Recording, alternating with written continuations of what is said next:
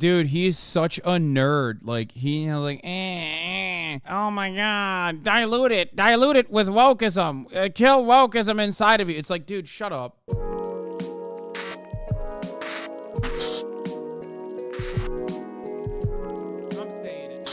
All right, well, let's talk about it. Let's talk about the dumbasses. 5 Republican candidates squared off last night in Miami in the third GOP campaign debate. They traded jabs that got a little personal at times, but the man to beat, former President Donald Trump, he was not there. Robert Costa covered the debate for us and joins us now to sort it all out. Bob, good morning to you.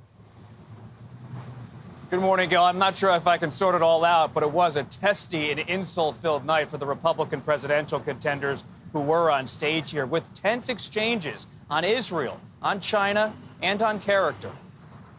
You might want to take care of your family first. Leave my daughter out of your voice. Yeah, they hit up. There was a TikTok moment where he was like such a sniveling little debate lord. Like, I use TikTok. Well, you know who else uses TikTok? Your daughter. And it's like, that's kind of perverted. Like, why do you know that? And secondly, yeah, it's her fucking daughter, bro. Yeah, it's normal for her daughter to use TikTok. The fuck do you mean? Like, I can't believe I'm defending Nikki Haley, but The next generation of Americans. A tense showdown in Miami. her daughter's 25, not a kid. Okay, still. Like, what are you, fucking stalking her daughter? Like, what's wrong with you? It's still kind of weird. Defending Nikki Haley, what the fuck is misogyny? I can't believe I'm defending her, but in that one, it's just like, it's odd. Wednesday, as Republican presidential candidates pulled no punches. You have her support. Oh, my favorite was Tim Scott. 2 things Tim Scott did. One, hard launch, hard reveal, hard girlfriend reveal. Congratulations to our favorite, virgin, a virgin no longer. And secondly, Tim Scott said there are terrorist sleeper cells in the country. Just minutes after they talked about the Palestinian child that was murdered, was evoked on stage. And he said, and that is the reason for why we must shut off the southern border. He said there are terrorist sleeper cells in the country that are already inside of the borders. And that's why we have to shut off the southern border. Completely psychotic.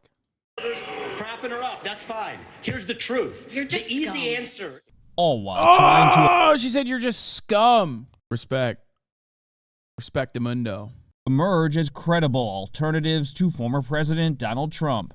Anybody who's going to be spending the next year and a half of their life focusing on keeping themselves out of jail and courtrooms cannot lead this party or this country. As the former president rallied in Hialeah, Florida, with his mugshot on merchandise for sale. I'm standing in front of tens of thousands of people right now, and it's on television.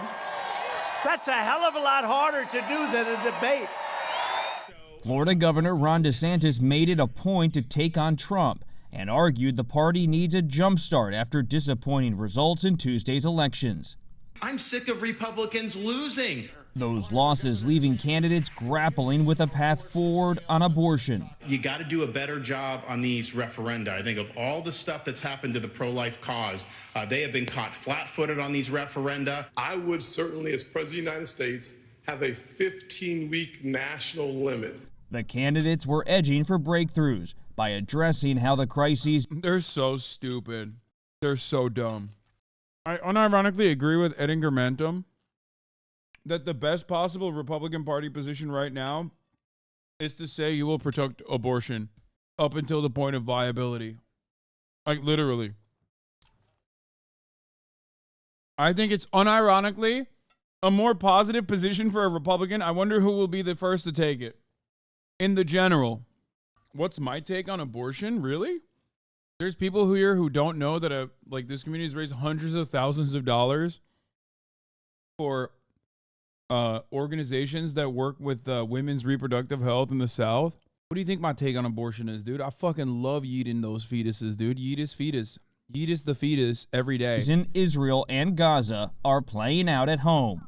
One of the grossest moments was literally when they asked Chris Christie about hate crimes, Islamophobia, and he literally turned around and said, first thing he was like, after 9/11, I called all the Jewish people, and I was like, are you guys okay? There's anti-Semitism happening. And then he turned around and said, I also then went to all the mosques and I was like, hey, you guys aren't doing terror, right? And as long as you're not doing terror, we'll protect you. Nuts. Like, I'm paraphrasing, but he basically said something along those lines. We'll see. Everybody that's protesting on these college campuses in favor of Hamas, let me remind you something. Hamas said death to Israel and death to America. They hate and would kill you too. To every student who... Yeah, I'm like, please, dude. Fucking end this torment, I guess. Come to our country on a visa to a college campus. Your visa is a privilege, not a right. I mean, dude, you hear this shit? You fucking hear this? They're like, bro, you don't have free speech. If you're a fucking immigrant, you don't have free speech. That's what he's saying. It's like, what do you mean? You can't say that. That's an insane thing. Hey, free speech is only for natural-born U.S. citizens. None of you naturalized fucks, okay? Know your goddamn place. I would deport you from those campuses. And with former Ambassador Nikki Haley gaining support in the non-Trump wing of the party, she became a target. Do you want a leader from a different generation who's going to put this country first? Or do you want Dick Cheney in 3-inch heels? I'd first like to say they're 5-inch heels, and I don't wear them unless you can run in them. Last night, several top Republicans told me here that they believe this race could soon become a real battle between Haley and DeSantis for the support of traditional Republicans. They also said there's time for others to have a breakthrough. The next debate will be in early December in Alabama. Nate. Bob, thank you. Jewish students across the country are threatened and under attack. What do you say to Jewish students on college campuses who feel unsafe given the dramatic rise in anti-Semitism? Yeah, this was wild. They're like, one of the things that I'm really frustrated about this is that, like, anti-Semitism is a real issue, obviously. And it increases in times of, like, Israel's incursions into Gaza, right? One, because, like, Israel defines itself as, like, the nation state for all Jews. And two, because, like, there are definitely a lot of anti-Semitic people who also agree with that prospect and either cynically fucking use that to do hate crimes or just straight up are, you know, being anti-Semitic and stupid and angry at Israel and then thinking that it's like the fault of Jews. So that part is absolutely true, right? It's true. It happens. It literally happens every single time. The thing is, however, Republicans just unironically, in a sea of like actual anti-Semitic incidents that they could point to, they just will make whatever the fuck up. Like, they literally were like talking about the Cooper students or whatever, which blows my mind. Like, that wasn't a real story. Like, the NYPD had to come out and be like, yeah, those Cooper students were never in, like, they were never under threat. Like, that's a 3-second clip out of context. Like, that was perfectly, everything was under control. Like, that's bullshit. The Cooper Union students. And I just, like, I don't know where to start. I don't know where to, like, tackle because, like, there are 1,000 different things to cover. So I sometimes drop the ball a little bit because I'm just like, what are you talking about? Like, the Cooper Union students, like, why are you using that in bad faith? And what do you say to university presidents and college presidents who have... Yeah, or the kosher dining hall, which was clearly 4chan Nazis, like, exactly. The Columbia student thing, which was an anonymous fucking forum that is like every one of you guys knows easily fucking manipulated. And they caught the guy, and it wasn't, not Columbia, sorry, Cornell. And they caught the guy. They caught him. Notice how nobody ever talked about it afterwards? Yeah, because he wasn't a fucking pro-Palestinian student. That's why nobody fucking talked about it. Not met the moral clarity moment to forcefully condemn Hamas terrorism. Mr. Ramaswamy, would you like to take that one? Absolutely. I think the scourge of anti-Semitism across this country, including at places... I don't think the guy was a 4chan Nazi. He was deeply, deeply mentally ill. How the fuck does someone like that get into Columbia? Columbia? Like, because the shit that he wrote was like so psychopathic. I don't think he was like a leftist though. I thought everything he said was like so groped up. Or Cornell. He had a really bad schizophrenia. Oh. Ooh, that makes sense. Places like my alma mater. He was a CS major with schizophrenia. I go to Cornell. Places like Brooklyn Bridge in New York. It's sad to see, but here's what history teaches us. Anti-Semitism is a symptom of a deeper cancer in a country and a society that is lost, and we are lost. Several years ago when I wrote my first book, Woke Inc., I was talking about they were chanting death to America, death to white people, death to Christians. Nobody was waking up back then. Now it's even bad. Now they're saying death to Israel and worse. So it is wrong, but we have to get to the root cause here. Now, I think it's really important that we do this through leadership, not censorship. Leadership means fill that void with purpose and meaning. Dilute this wokeism and anti-Semitism to irrelevance. These kids, they have no... Oh, God. Dude, he is such a nerd. Like, oh, my God. Dilute it with wokeism. Kill wokeism inside of you. It's like, dude, shut up. Shut up. It's not working. I want to give him a fucking wedgie, dude. Just, you're so fucking annoying. God damn it, dude. Buy my book, ass motherfucker. I swear to Christ. Wokeism. Like, what do you mean wokeism, dude? How is this like, how did you think that this was a good take? Like, how? What? Whatever. No idea what the heck they're even talking about when they're siding with Hamas over Israel. They are fools. But I also want to caution here, if we go the direction of Ron DeSantis or Nikki Haley, with whom I respectfully disagree on this issue, pro-censorship, telling student groups to disband, mark my words, soon they will say if you question a vaccine and its side effects, you're a bioterrorist. Soon they will say that if you show up at a school board meeting, you're a domestic terrorist. Soon if they say that J6 prisoners should be released, you're an insurrectionist terrorist. So that's where this road ends. We don't quash. Oh yeah, he's a free speech guy. He's like, we want to squash wokeism, but also I'm a free speech guy. I don't want my people to get arrested. This with censorship because that creates a worse underbelly. We quell it through leadership by calling. God, he is literally such a debate lord. Oh, dude, even Ron DeSantis like, come on, bro. This is Yap City over here. Mayor of Yapperville, please stop yapping. Oh, he's just fucking, god damn, dude. Fucking hell. This is literally terrorism, dude. This is the real terrorism. Vivek is a fucking debate pedophile, but holy fuck, it was hilarious when he called out Rhonda for wearing heels. Yeah, that was awesome. It out. These university administrators have lost their way, and we need leadership at the top in the United States of America that restores our founding values and that has no place for this kind of anti-Semitic hate. That's where I stand while respecting our Constitution. Your time is out. Senator Scott, let me get you to weigh in on what you just heard. Go. What is Vivek's political background? Nothing. He's just fluent in Japanese, dude. That's what it is. That's all he got. Let me just say to every single university president in America, federal funding is a privilege, not a right. Number one. Number two, to every student who've come to our country on a visa to a college campus, your visa is a privilege, not a right. Number three, any campus that allows for anti-Semitism and hate, to allow students to encourage terrorism, mass murder, and genocide, you should lose your federal funding today, period. To all the students on visas who are encouraging Jewish genocide, I would deport you from those campuses. We have to stand strong with our Jewish Americans. At the end of the day, we should not have our Jewish students.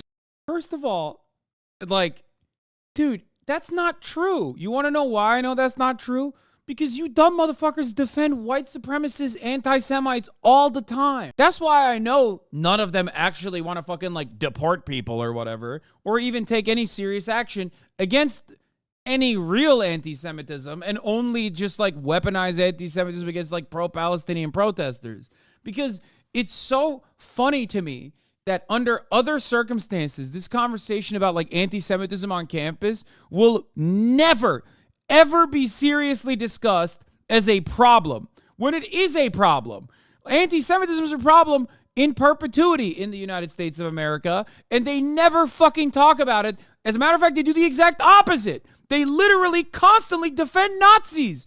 They literally constantly talk about like, well, I might not agree with this person, but he should have the right to come and speak on your college campus. But holy fuck, when it comes down to it, if someone, God forbid, said anything about fucking Israel or defending Palestinians, they're like, deport him! Deport him immediately! We must deport him! This is the grossest hate crime I've ever heard in my entire fucking life. It's so crazy, dude. Jesus Christ. It's the Republican GOP primary debate, the third one. Like, people should probably look at this and go, God damn, like, these guys are saying the exact same thing that I, hear from other supporters. If you're like a supporter of Israel and you see this, how does this not make you go, maybe there's something really off about the way that I understand the world? In a library, being told to hide. On our streets in New York, a Jewish citizen has the right. Yeah, like the Cooper Student Union thing wasn't like a real fucking, like the cops, the NYPD, no friend to the Palestinian protesters, literally came out and was like, this is not a real story. Like, that's not. Meanwhile, there are real anti-Semitic hate crimes happening. Like, there's like fucking people spraying the Yiddish cultural center in, I forget where it was, in New York, I think, or people spraying like the Jewish center next to Canners that has been around for longer than the state of fucking Israel, with like, all Israel cares about is capitalism, Israel's religion is capitalism, or whatever the fuck. Like those are actual anti-Semitic incidents, right? Those are actual anti-Semitic incidents. Like, what are you doing? I guess like they just don't personally think about that as like a serious form of anti-Semitism. They just think like, because there's no like direct, the Yiddish Center vandalism was in the Bronx. Thank you. There's no direct like brown Palestinian student that you can foresee on the other side of it, right? Or yeah, the lady that drove into the Black Israelite building, great example, thinking that it was actually not the Black Israelite building, which isn't necessarily too fond of Jews in general, but yeah, shit like that. Exactly. It's literally the stupidest shit. It's literally the stupidest shit you can point to. Things that were often misconstrued. To walk on the streets of America with no fear. They have the right to go to college campuses, go to class, and not fear. We will restore that. I started working on anti-Semitism on college campuses in 2017 because even then there was a rise of anti-Semitism on college campuses. We must force the people off those campuses and Senator frankly, Scott, thank you. Let me turn to the Governor DeSantis here. What do you think about what he just said? I was the first presidential candidate to say, if you are here on a student visa as a foreign national, you're making common cause with Hamas, I'm canceling your visa and I'm sending you home. No questions asked. What does that mean? What does that mean? What do you mean common cause with Hamas? Like, okay, this is literally like Hamas is free Palestine. If you say free Palestine, you're going to jail. I'm actually first deporting you. And then just kidding, I actually put you in jail first, and then I'm deporting you. Now you're going to deportation jail. I'm going to kill you, actually. Fuck it. I'm just going to kill you. I've decided. That's the way to deal with it. Thanks for watching. It's like, what do you mean, dude? What do you mean? Like common cause with Hamas? The fuck does that Ambassador mean? Haley, speak to the parents out there. There are probably TikTok apps on half the phones in this auditorium. What is this audio? No, I'm going to speak to the fact that 2 people hit me and you didn't let me respond. How do you get TikTok banned if you use it? Well, I want to laugh at why Nikki Haley didn't answer your question, which is about looking at families in the eye. In the last debate, she made fun of me for actually joining TikTok while her own daughter was actually using the app for a long time. So you might want to take care of your family first. Leave my before daughter preaching out to of your anybody else, your voice. adult daughter. The next generation of Americans are using it. And He's just Rizless. He's just Rizless. Honestly, it's so Rizless. Like, I was thinking about this after the fact. I feel like if Donald Trump said that, he would have done a better job. That's it. It's like sexual harassment versus Riz, right? He's just so Rizless. So when he says it, I'm like, ugh, ew, gross. But I feel like if Donald Trump had said it, I'd be like, actually, it's kind of cool. It's just, you can't really do anything about it. He just does it. He just dances around it in like the most annoying way. He's just like, at the top of the hour, there's a 3-minute ad break and your constitutionally protected rights are going to be to no longer see those ads by subscribing for $5 or for free. You know, it's just like, it's all in the delivery. Exactly. And his delivery sucks. Delivery sucks. Anyway, here's the 3-minute ad break now. Actually, the point. You have her supporters propping her up. That's fine. Here's the truth. You're just the easy scum. answer is actually to say that we're just going to ban just one scum. app. We got to go further. We have to ban any U.S. company actually transferring U.S. data to the Chinese. So this is the problem when you have Republicans that temporarily go the way the winds blow, and now it's popular to talk tough on China. When she was UN ambassador, called them literally, her words, not mine, our great friend. You can't be fair weather fans of the right policy. Get to the root cause. Even U.S. companies in Silicon Valley are regularly doing it. Cut the virtue signaling. You know, when he talks about me praising China, he doesn't know the fact that the reason China was praised was because I negotiated with China and Russia the largest set of sanctions against North Korea in a generation. That is literally the reason North Korea stopped testing ballistic missiles. So I said China did good on their part. That was a negotiation you could never do. What you said, Nikki. Those are your words, not mine. And so just own up to it. You would never have been able to get That's that allowed. negotiation But don't done. lie to the people about what you've said or what you've done in China, South Carolina. My You have brought entire them to South career Carolina. at the Ron is United right Nations. about that. Every day I fought China, and I did it by actual making sure hard no facts. one You could brought them get to this any country. agency heads in UN. I did it by making sure that we called them out on human rights. I did it by making sure that we held them accountable on everything that they did. That's the reason we got out of the Human Rights Council. That's the reason we called them out. And there's not been a day I haven't Nikki, stopped Senator reading. Scott, it is your turn. Policy experience with the millions you made afterwards. Thanks for watching. Stay updated about breaking news and top stories on the NBC News app or follow us on social media. As President of the United States, what would you be urging Israeli Prime Minister Benjamin Netanyahu to do at this moment? Governor DeSantis. I would be telling Bibi, finish the job once and for all with these butchers, Hamas. They're terrorists.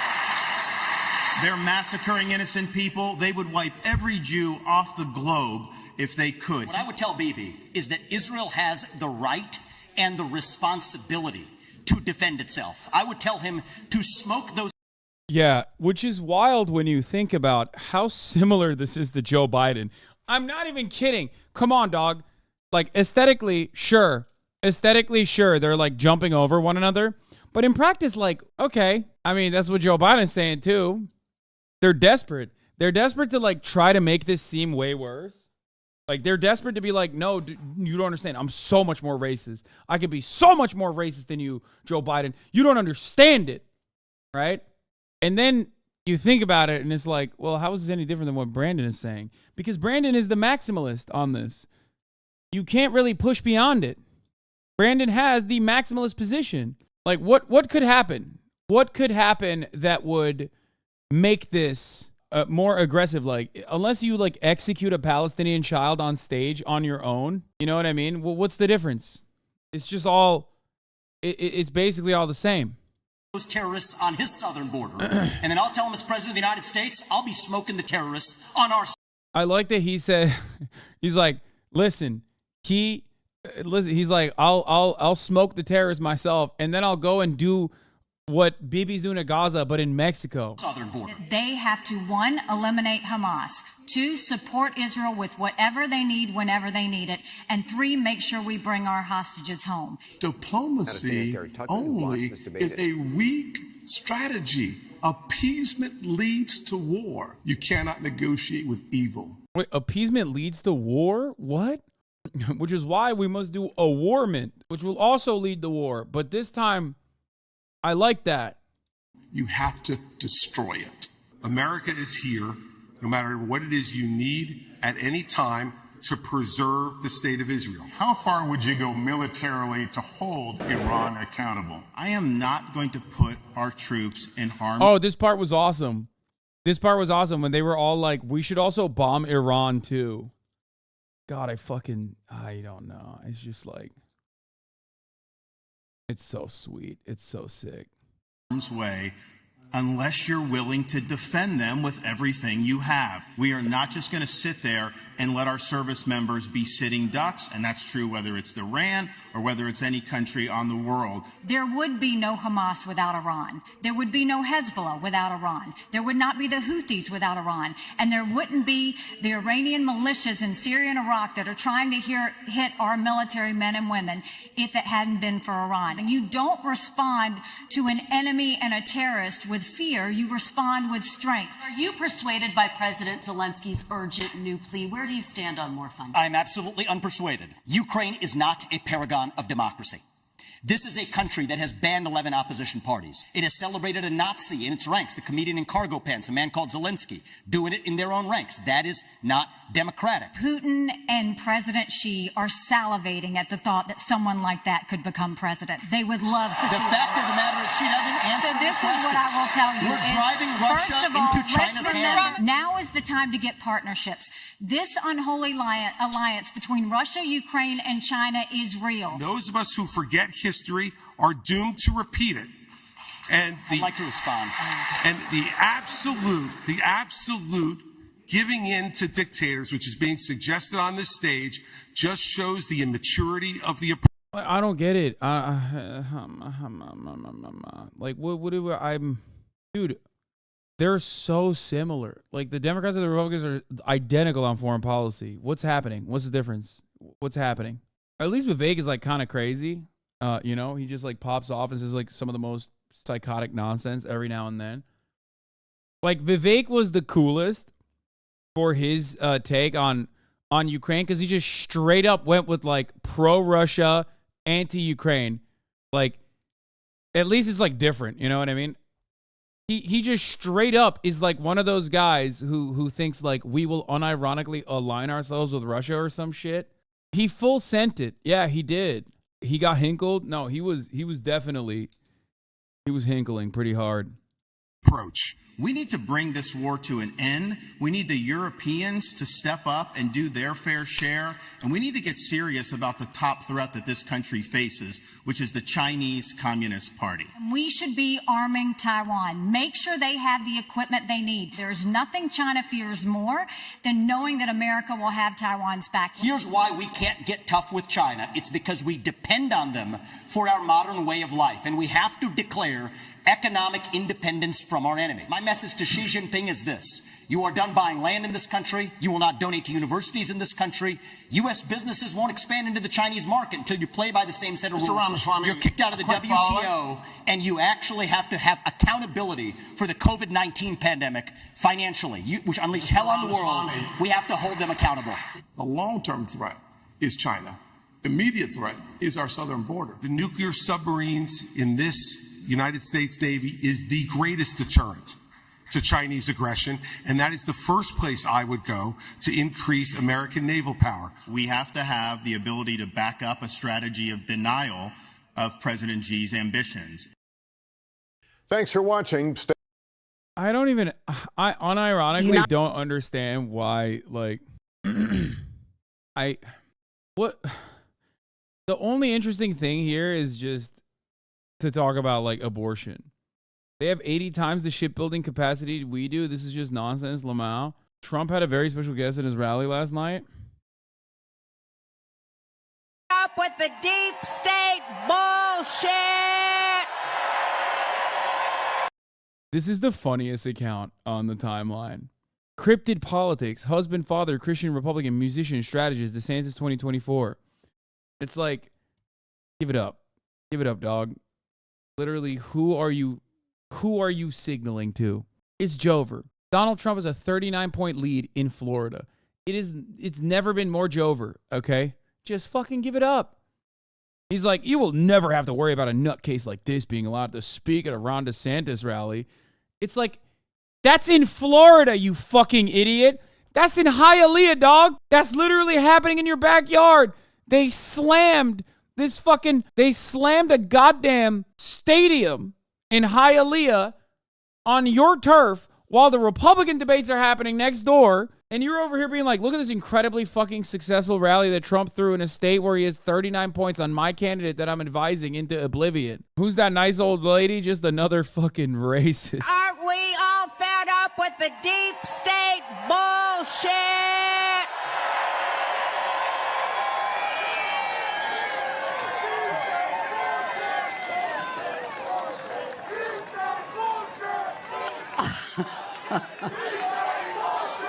And the bullshit.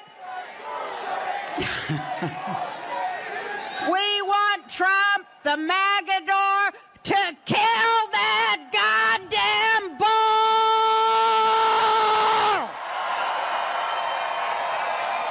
And the bullshit. What is happening, bro? What is happening, bro dingus? What the hell? What is going on? Do you support building a border wall in the northern side of America? Yes. To save Canada, honestly. We should fucking build a wall on the northern border.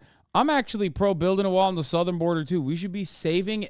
It's more so to keep our fucking psychos out than to keep anybody from coming in. You know what I mean? At this point, it's just like we've lost the plot. The United States has given Ukraine financial and military support since the war began more than 600 days ago. President Zelensky told me on Sunday if Russia isn't stopped now, quote, the price will be higher for the United States, and Americans would be forced to, quote, send your sons and daughters to defend NATO countries. Senator Scott, where do you stand on more funding for Ukraine? I certainly have been very supportive of Ukraine. I believe that ultimately we should make sure that the President of the United States states what is America's national vital interest in Ukraine. It is actually in degrading the Russian military. We've been very effective using our resources and our weaponry and the incredibly high price of Ukrainian blood to achieve that objective. Every day we get closer to the degradation of the Russian military, and that's good news. But the American people are frustrated that they do not have a president who reminds us and tells us, where's the accountability? Where are those dollars? How are those dollars being spent? We need those answers for us to continue to see the support for Ukraine. And at the same time, I would say that a package.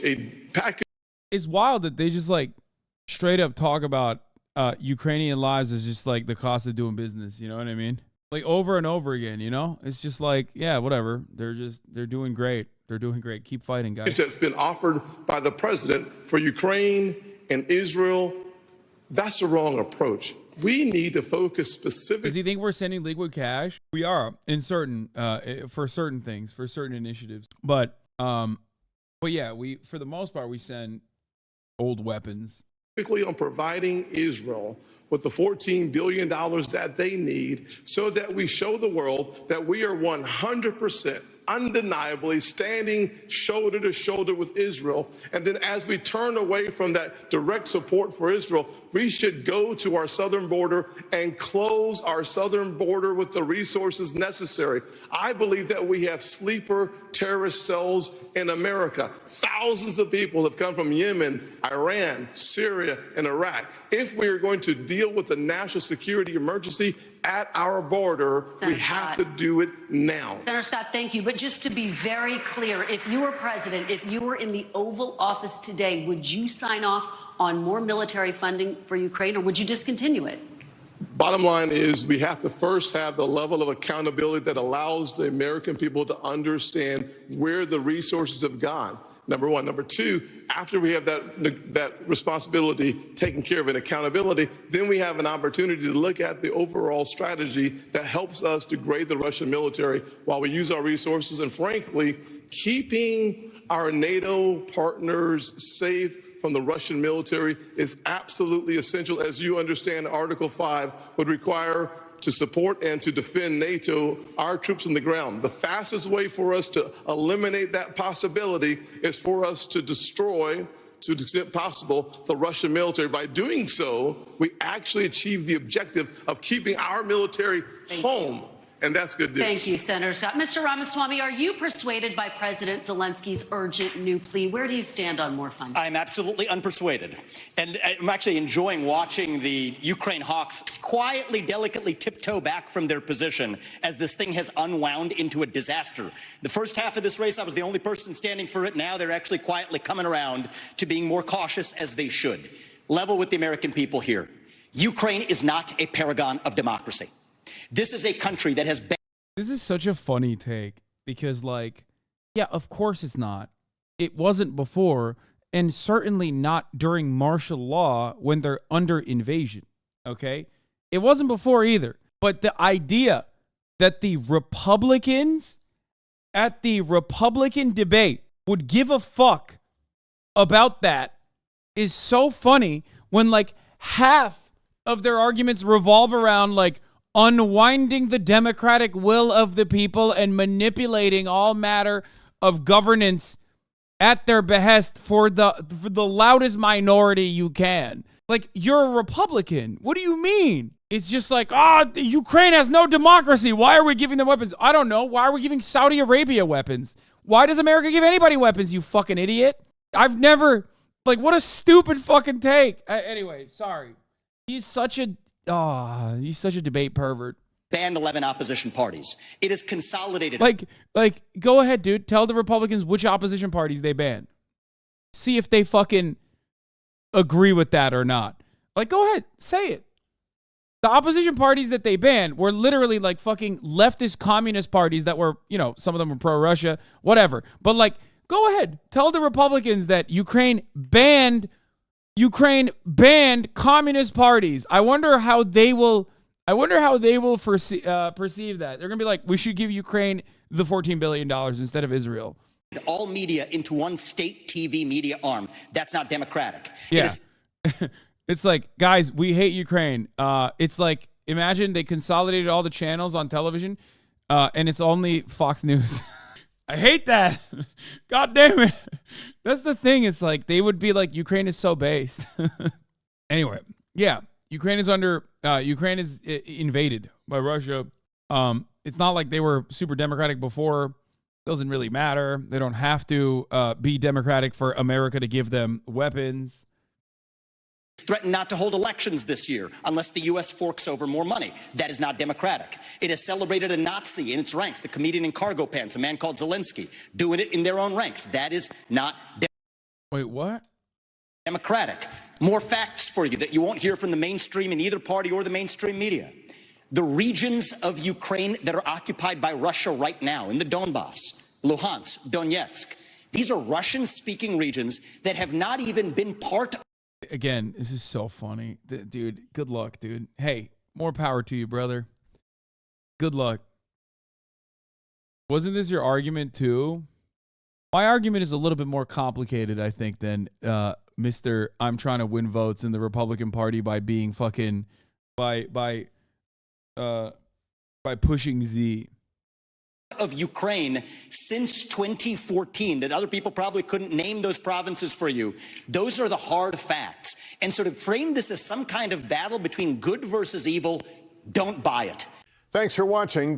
It's awesome. I'm glad that there's at least like one guy that's just saying different shit. You know what I mean? Oh man.